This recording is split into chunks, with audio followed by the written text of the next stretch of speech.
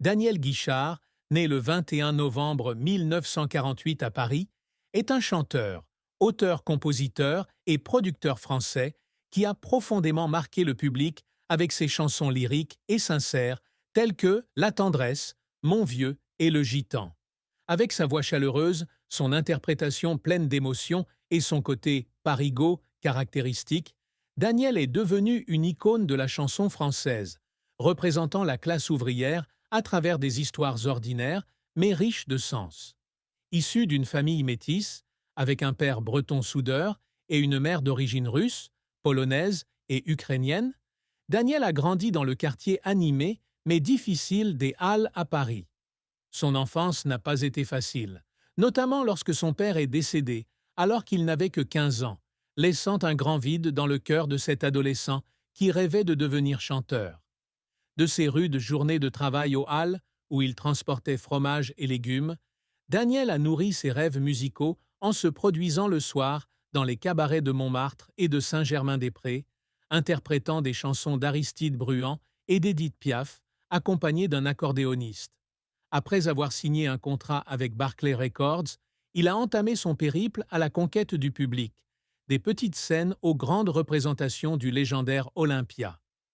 La carrière de Daniel n'est pas seulement une histoire de musique, mais aussi le parcours d'un homme résilient, surmontant les difficultés personnelles et professionnelles pour devenir un artiste aimé de plusieurs générations. Fort de plus de 50 ans d'activité artistique, Daniel s'est fait un nom dans l'histoire de la musique française, non seulement par ses chansons immortelles, mais aussi par son esprit indépendant et sa passion intense pour l'art. Daniel n'est pas seulement un chanteur, c'est aussi un conteur musical, père de 7 enfants et époux de 3 mariages tumultueux. Il a connu les hauts et les bas de la vie, des difficultés de la jeunesse à la gloire, en passant par les luttes contre les addictions et les traumatismes personnels. À 76 ans, en 2025, Daniel continue de se produire sur scène, menant une vie simple dans un camping-car avec sa chère épouse Christine, qu'il a épousée 3 fois. Sa vie témoigne de sa persévérance, de son amour pour son métier et de sa capacité à surmonter une profonde tristesse pour trouver un sens à la vie. La plus grande tristesse de la vie de Daniel Guichard fut la mort de son père, Henri Guichard, en 1964, alors que Daniel n'avait que 15 ans. Henri, soudeur breton, était un homme strict mais aimant qui lui a inculqué la valeur du travail et la fierté de ses racines. La mort soudaine de son père a laissé une blessure indélébile chez Daniel, un garçon à l'aube de l'âge adulte. Il se souvenait de son père, les mains calleuses à force de travail, assis à la table de la cuisine et racontant des histoires sur sa Bretagne natale. À la mort de son père, Daniel eut l'impression que son monde s'était écroulé, le laissant avec sa mère, Elvira, dans un petit appartement des Halles, confronté à des difficultés financières et à un sentiment de vide indescriptible. Cette douleur était aggravée par la prise de conscience qu'il n'avait jamais eu l'occasion de dire au revoir à son père, ni de lui exprimer son amour. Il rêvait souvent des après-midi passés à se promener ensemble le long de la Seine, où son père partageait des rêves jamais réalisés.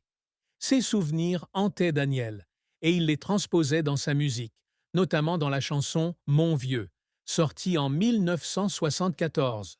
Cette chanson, aux paroles sincères et à la mélodie émouvante, était un hommage à son père, mais aussi un moyen pour Daniel de faire face à son propre deuil. Il a confié un jour qu'à chaque fois qu'il chantait Mon vieux sur scène, il avait l'impression de lui parler, et que, devant des milliers de spectateurs, les larmes coulaient souvent sur son visage, ressentant la perte encore vive après des décennies. Cette tristesse n'était pas seulement une perte personnelle, elle a aussi façonné la façon dont Daniel a vécu et travaillé. Il se sentait responsable de vivre une vie pleine de sens, non seulement pour lui-même, mais aussi pour rendre son père fier. Cela l'a poussé à se consacrer à son travail avec une détermination acharnée, mais a aussi été source de moments de solitude et de pression. Il y avait des nuits où il restait seul dans sa petite chambre, écoutant de vieux disques et se demandant si son père était vraiment satisfait du chemin qu'il avait choisi. Cette tristesse, aussi douloureuse fut-elle, devint l'inspiration des chansons immortelles de Daniel, transformant ses larmes en mélodies qui touchèrent le cœur des publics de toute la France. Le parcours de Daniel Guichard est une histoire de persévérance, de talent et de passion indéfectible pour la musique. Ayant grandi dans le vibrant quartier des Halles à Paris, Daniel a dû faire face très tôt aux difficultés d'une famille ouvrière. Après la mort de son père, il a abandonné l'école en seconde et a commencé à travailler sur les marchés, transportant du fromage et des légumes pour joindre les deux bouts. Cependant, son rêve de devenir chanteur brûlait toujours en lui.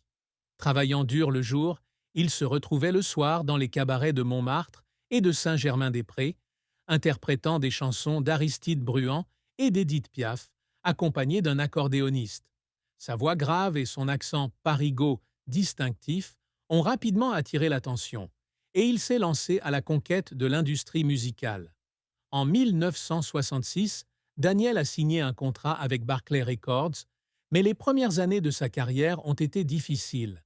Il travaillait dans les entrepôts de Barclays, emballant des disques, tout en essayant de se faire connaître avec ses premiers enregistrements, comme « Où c'est qu'il est barré Gavroche ?» en 1969. Il passa ses années à se produire dans de petites salles et des pubs, où le public était parfois restreint. Il y avait des soirs où, après une chanson, Daniel s'asseyait seul dans un coin du pub, en larmes, abattu et inquiet que son rêve ne se réalise jamais. Mais tout changea en 1972, avec la sortie de « La tendresse », une chanson initialement écrite pour Mireille Mathieu, mais refusée. Avec des paroles éditées par Daniel, la chanson devint un phénomène, devint disque d'or et le conduisit sur la scène de l'Olympia pour la première fois. Les années 1970 furent l'âge d'or de Daniel. Il continua à se faire connaître avec des chansons comme « Faut pas pleurer comme ça » et « Mon vieux », dont il réécrivit les paroles en mémoire de son père. Ces chansons furent non seulement des succès commerciaux, mais aussi des œuvres personnelles, reflétant ses expériences et ses émotions profondes. Cependant, le parcours de Daniel ne fut pas sans embûches. Dans les années 1980, son style musical devenant progressivement obsolète, il fut critiqué pour son manque de pertinence sur le marché. Il fondit un jour en larmes en studio lorsqu'un album ne fut pas à la hauteur de ses attentes, sentant qu'il perdait l'aura qu'il avait tant travaillé à construire.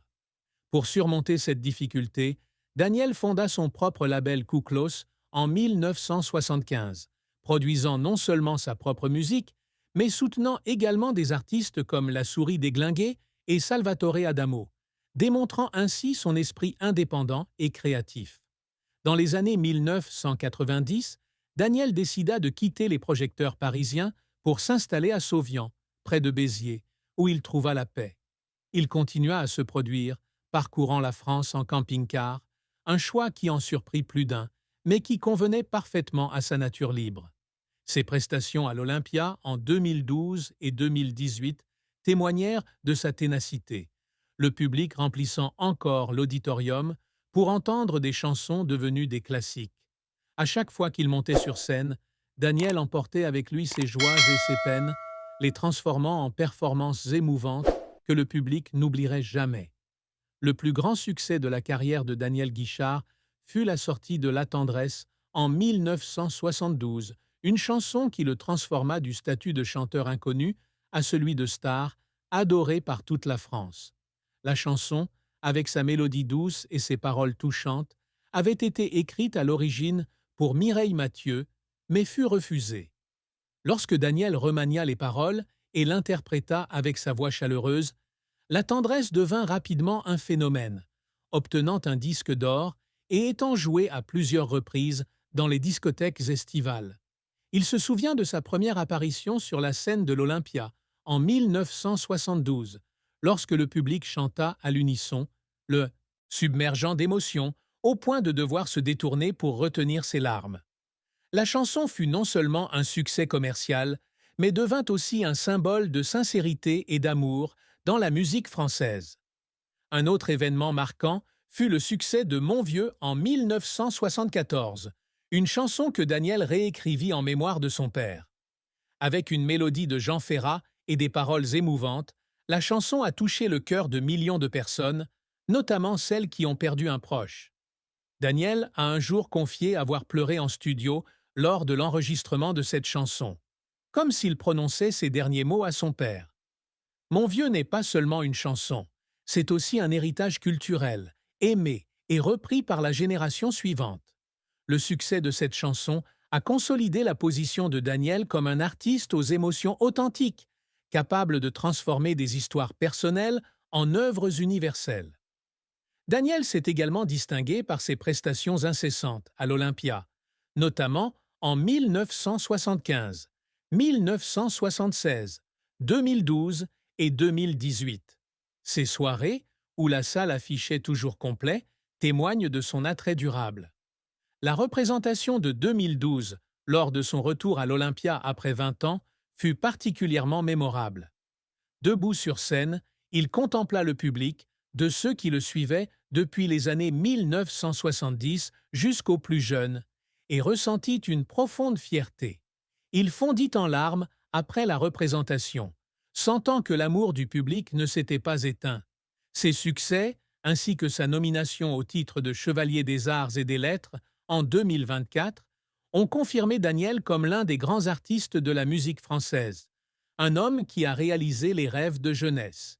Malgré son succès, Daniel Guichard ne fut pas exempt d'échecs et d'épreuves qui mirent sa persévérance à rude épreuve. L'un de ses plus grands échecs remonte au début de sa carrière, lorsque ses premiers enregistrements, comme C'est parce que je suis né à Paname, n'ont pas rencontré le succès escompté.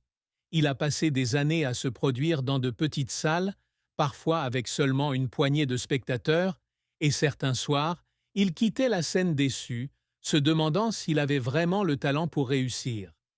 Les refus des producteurs de musique l'ont conduit à des périodes de doute, et il a même pleuré dans sa petite chambre louée, pensant que son rêve de devenir chanteur resterait à jamais un rêve.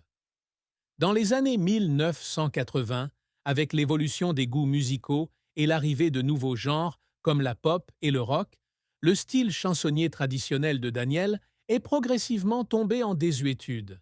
Ses albums de cette période, comme Je viens pas te parler d'amour, n'ont pas rencontré le succès escompté, lui laissant un sentiment d'abandon.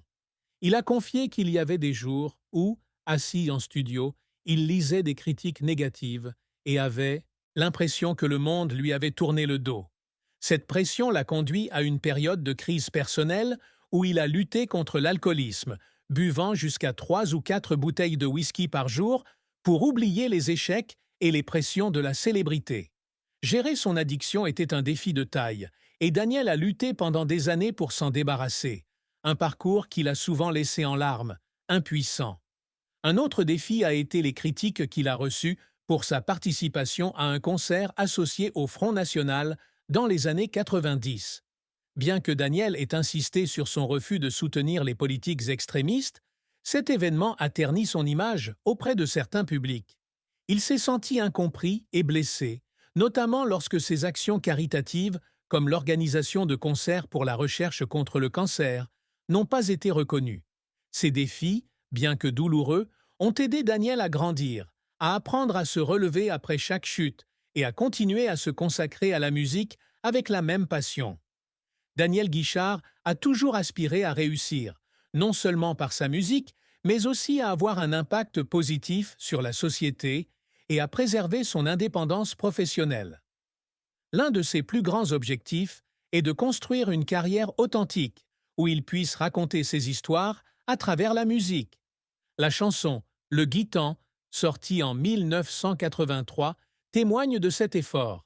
Inspirée par une rencontre avec le boxeur Pierre-Franck Winterstein, la chanson parle de liberté et de fierté des personnes en marge de la société. Daniel a passé des mois à écrire et à peaufiner la chanson, en étroite collaboration avec les auteurs-compositeurs pour s'assurer qu'elle reflète véritablement son esprit. Lorsque la chanson est devenue un énorme succès, il a eu le sentiment d'avoir réalisé une partie de son rêve, donner la parole aux oubliés.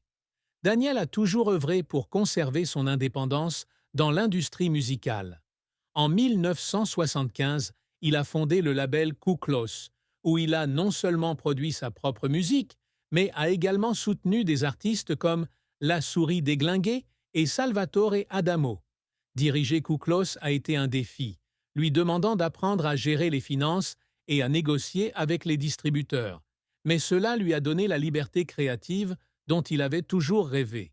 Il se souvient des débuts de Kouklos, lorsqu'il travaillait tard le soir pour finaliser ses projets, et de la fierté qu'il ressentait en voyant les jeunes artistes qu'il soutenait réussir. Cette indépendance, parfois épuisante, lui est précieuse. Daniel s'efforce également de laisser un héritage dans le secteur caritatif. Il organise des concerts caritatifs pour la recherche contre le cancer, avec des artistes tels que Michel Delpech et Richard Coxiant. Ces événements sont non seulement pour lui un moyen de s'investir dans sa communauté, mais aussi de rendre hommage à son père, qui, selon lui, aurait soutenu ses efforts. À chaque fois qu'il monte sur scène pour ses concerts caritatifs, Daniel ressent un lien profond avec le public et les valeurs qui lui sont chères. Ses réussites, de la création musicale authentique à la construction d'un héritage social, sont le fruit de sa persévérance et de sa foi dans le sens de l'art. L'amour et le mariage de Daniel Guichard ont été un voyage émotionnel, ponctué de moments de bonheur intense et de profonde peine qui ont fait de lui un homme à la fois fort et vulnérable. Né dans le vibrant quartier des Halles à Paris, Daniel a grandi au son des histoires d'amour inspirées par les chansons d'Aristide Bruand et d'Édith Piaf, des mélodies qui ont nourri son cœur romantique. Cependant, la vie a apporté des défis auxquels aucune chanson ne pouvait le préparer. Daniel a connu 3 mariages, dont celui avec sa femme actuelle, Christine, est le plus complexe et le plus émouvant. Il a épousé Christine en 1973, a divorcé en 1980, s'est remis ensemble et s'est remarié en 1990, a divorcé à nouveau en 1997 et s'est finalement marié pour la 3e fois en 2019. Ce mariage tumultueux, avec ses séparations et ses retrouvailles, témoigne de l'amour intense de Daniel, mais aussi de ses hauts et de ses bas. Son premier mariage avec Christine a débuté alors que Daniel était au seuil de la gloire. Christine, une femme douce mais forte, attirait Daniel par sa sincérité et sa capacité à le comprendre. Ils se rencontrèrent dans un cabaret de Montmartre où Daniel interpréta ses premières chansons. Christine s'asseyait souvent au premier rang, lui souriant et l'encourageant, et sa présence lui procurait un sentiment de sécurité malgré la pression du monde du spectacle. La naissance de 7 enfants, dont 3 avec Christine, fut l'un des moments les plus heureux de sa vie. Il se souvient des soirées où toute la famille se réunissait dans leur petite maison parisienne, jouant de la guitare et chantant pour leurs enfants, sentant qu'il avait trouvé le vrai sens de la vie. Cependant, la pression de sa carrière, notamment les longues tournées et l'alcoolisme de Daniel, firent échouer son premier mariage. Après leur divorce en 1980, Daniel sombra dans la dépression, restant souvent seul dans son appartement, sa guitare serrée dans ses bras et pleurant, se sentant comme un mari et un père raté. Après son premier divorce, Daniel eut d'autres relations, mais son cœur appartenait toujours à Christine.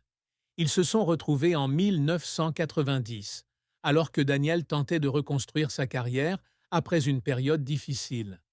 Son second mariage a apporté un nouvel espoir, avec des moments où Daniel et Christine se promenaient ensemble le long de la Seine, partageant leurs rêves et leurs projets d'avenir. Cependant, de vieux problèmes, notamment l'emploi du temps chargé de Daniel et ses conflits personnels, ont conduit à leur séparation en 1997. Ce second divorce a laissé à Daniel le sentiment d'avoir perdu une partie de son âme. Il a un jour confié que chaque fois qu'il était loin de Christine, il avait l'impression de s'abandonner lui-même. Leur troisième mariage, en 2019, est le fruit d'un amour durable et d'un pardon profond, lorsqu'ils ont décidé de vivre une vie simple, parcourant la France en camping-car. Le voyage amoureux de Daniel est l'histoire d'un homme qui a appris à aimer, à perdre et à se retrouver, portant les cicatrices du passé dans ses chansons émouvantes. La famille de Daniel Guichard, composée de ses 7 enfants et de son épouse Christine, témoigne de la tristesse qu'il a vécue, notamment la mort de son père en 1964 et ses luttes contre l'addiction. Les enfants de Daniel, en particulier les 3 qu'il partageait avec Christine, ont grandi auprès d'un père aimant, mais aussi profondément marqué émotionnellement. Son fils aîné, Joël, se souvient de Daniel parlant de son père, Henri, avec tristesse. Joël avait remarqué que la mort de son grand-père avait laissé un grand vide dans le cœur de son père, et il avait souvent l'impression que Daniel essayait de vivre une vie dont son grand-père serait fier. Joël a raconté un jour avoir vu son père pleurer en chantant « Mon vieux » lors d'un concert à domicile, et ce moment lui a fait comprendre que la douleur de la perte de son père était toujours présente chez Daniel, même après plus de 6 décennies. Christine, épouse de Daniel après 3 mariages, comprenait mieux sa tristesse. Elle a raconté un jour que pendant les années où Daniel luttait contre l'alcoolisme, elle le trouvait souvent assis seul dans sa chambre, une bouteille de whisky à la main, le regard perdu dans le vide, comme s'il cherchait quelque chose qu'il avait perdu. Christine trouvait déchirant de voir Daniel lutter contre la pression de la célébrité et de la douleur personnelle, mais elle était aussi fière de la façon dont il se relevait toujours. Elle se souvenait de moments où Daniel rentrait de longues tournées, serrait ses enfants dans ses bras et pleurait, craignant de ne pas être un bon père. Christine l'encourageait toujours à partager ses sentiments, mais elle savait que Daniel gardait souvent sa tristesse pour lui afin de protéger sa famille de sa propre souffrance. Les autres enfants de Daniel, comme sa fille Émilie, trouvaient également en leur père un homme aux multiples facettes. Émilie confiait un jour qu'elle trouvait souvent Daniel assis seul en studio, écoutant de vieux disques et prenant des notes dans son carnet, comme s'il parlait à son père. Elle avait le sentiment que Daniel avait transformé la douleur de la perte de son père en inspiration pour sa musique, mais elle craignait aussi qu'il ne se mette trop la pression pour plaire à tout le monde. La tristesse de Daniel était perçue par la famille comme un mélange de gratitude, de fierté et d'inquiétude, car il réalisait qu'il avait fait beaucoup de sacrifices pour leur apporter le bonheur, malgré de profondes blessures émotionnelles. Bien qu'artiste s'ouvrant à son public par ses chansons sincères, Daniel Guichard gardait pour lui de profonds secrets, des choses qu'il partageait rarement, même avec ses proches. L'un de ses plus grands secrets était une incertitude persistante quant à savoir s'il méritait vraiment la célébrité qu'il avait acquise. Malgré des millions de disques vendus et de nombreuses apparitions à l'Olympia, Daniel était constamment hanté par l'idée que son succès était peut-être dû au hasard, qu'il n'était qu'un Hallois adoré du public. Certains soirs, après des concerts réussis, il restait seul dans sa chambre d'hôtel, lisant de vieux articles de journaux, se demandant si le public l'aimait vraiment pour son talent ou simplement parce que ses chansons suscitaient des émotions passagères. Cette peur le poussait à travailler sans relâche, de l'écriture de nouvelles chansons à l'organisation de concerts, pour prouver sa valeur. Un autre secret résidait dans les graves périodes de dépression que Daniel a traversées dans les années 1980, lorsqu'il luttait contre l'alcoolisme. La célébrité l'a apporté, mais aussi la pression de maintenir une image parfaite. Il lui arrivait de perdre le contrôle, buvant pour oublier ses échecs et la pression du public. Il envisagea de consulter un psychologue, mais la crainte que cela nuise à son image le gardait silencieux. Au lieu de cela, il trouva un moyen de faire face en écrivant des chansons, utilisant des mélodies pour exprimer les émotions qu'il ne pouvait exprimer. La chanson « Je viens pas te parler d'amour » est le fruit de nuits passées seules, à coucher sur papier ses pensées profondes sur la douleur et la solitude.